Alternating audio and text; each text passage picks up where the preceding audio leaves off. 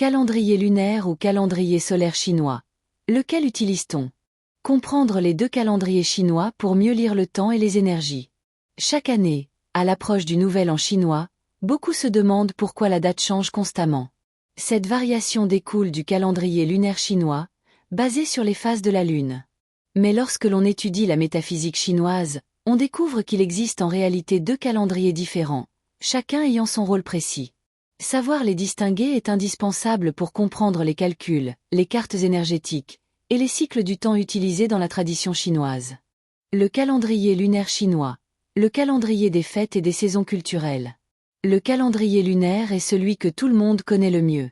C'est lui qui détermine les fêtes traditionnelles chinoises comme le Nouvel An chinois, la fête des lanternes ou la fête de la Lune.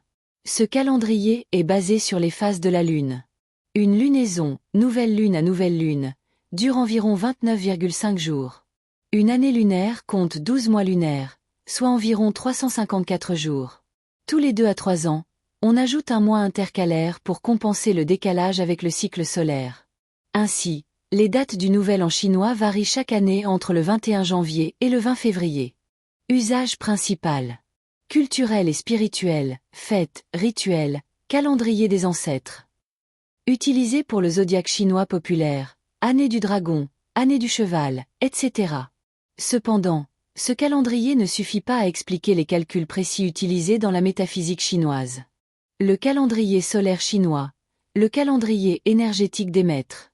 Le calendrier solaire, aussi appelé calendrier agricole, est celui qu'emploient les praticiens et maîtres en métaphysique chinoise. C'est un calendrier lunisolaire qui divise l'année en 24 périodes solaires, alignées sur la position du soleil dans le ciel. L'année solaire commence chaque année autour du 4 février, au moment du Lichun, littéralement le début du printemps. Cette date marque le véritable changement d'énergie annuel, selon les principes du yin-yang et des 5 éléments. Pourquoi deux calendriers? Les anciens Chinois considéraient que le ciel et la terre agissaient selon des rythmes différents, mais complémentaires. Le soleil représente le yang, la lumière, le mouvement, le temps mesuré. La lune représente le yin, le cycle, la gestation, les influences subtiles. Les deux calendriers sont donc les deux faces d'une même réalité. Le calendrier lunaire reflète le rythme visible et culturel de la vie. Le calendrier solaire révèle le rythme caché de l'énergie du ciel et de la terre. En métaphysique chinoise, on cherche justement à harmoniser ces deux rythmes, en observant les cycles du temps pour agir au bon moment. Exemple concret, le Nouvel An chinois et le Lichun. Prenons un exemple simple. En 2026, le Nouvel An chinois, lunaire, tombera le 17 février, marquant l'entrée dans l'année du cheval de feu selon le calendrier populaire. Mais dans les calculs astrologiques ou de feng shui, l'année du cheval de feu commencera déjà le 4 février 2026, au moment du Lichun. Autrement dit, si un enfant naît le 3 février 2026, il appartient encore à l'année du serpent de bois. Mais s'il naît le 5 février 2026, il est déjà cheval de feu. Ce simple détail change complètement sa carte énergétique et son profil astrologique. C'est pourquoi il est essentiel de savoir quel calendrier utiliser selon le contexte. En bref, le temps comme clé de la métaphysique chinoise.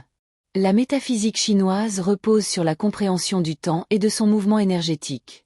Le calendrier lunaire nous relie à la tradition et au cycle de la Lune, tandis que le calendrier solaire nous connecte aux forces actives du ciel et de la terre. Comprendre ces deux approches, c'est déjà poser la première pierre de la pratique métaphysique.